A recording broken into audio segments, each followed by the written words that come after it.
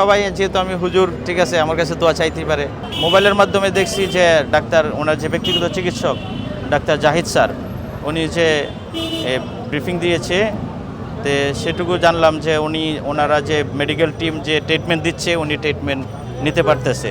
আর উনি যে বলতেছে যে গুজবে কান দিবেন না, অনেকে নিউজ নাকি বিভিন্ন রকম মিথ্যা গুজব দিতেছে যে অন্য কারো গুজবে যেন কান না দেয়। মানে দুইজনের নিউজ, মানে বিএনপির যে রুহুল কবির রেজভী সাহেব আর উনি ডাক্তার জাহিদ স্যার যে নিউজ দিবে, এটাই যেন সকল সাংবাদিক এবং দেশবাসী যেন গ্রহণ করে, আর বাকি অন্যদের কোনো নিউজ যেন না শুনে গুজবে।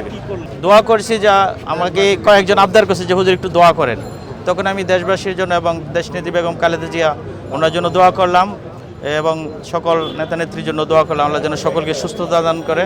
বিশেষ করে খাস করে দেশনেত্রী বেগম খালেদার জন্য দোয়া করলাম যে আল্লাহ যেন তাকে তাড়াতাড়ি দ্রুত সুস্থতা দান করে এবং জনগণের মাঝে ফিরিয়ে দেয়। জি, সবাই যেহেতু আমি হুজুর, ঠিক আছে, আমার কাছে দোয়া চাইতেই পারে। এটা আমার কাছে ভালো লাগছে যে, ঠিক আছে, যে সবাই দোয়া চাইছে, আমি দোয়া করলাম, ঠিক আছে। কারণ এই পরিবেশটা সবসময় পাওয়া যায় না, ঠিক আছে, সবাই তো সবসময় আবদারও করে না। যেহেতু আবদার করছে, এই জন্য দোয়া করলাম আল্লাহ তাআলা যেন দেশনেত্রী এবং খালেদাকে সুস্থ করে সকলের মাঝে যেন ফিরিয়ে দেয় এবং তিনি যেন জনগণের এবং ইসলামের খেদমত করতে পারে, সেই দোয়াই করলাম আমি। উনি এই সোসাইটির মসজিদের ইমাম। জি জি জি, সুন্দর। উনি একজন ইমাম মসজিদের। আরেকটা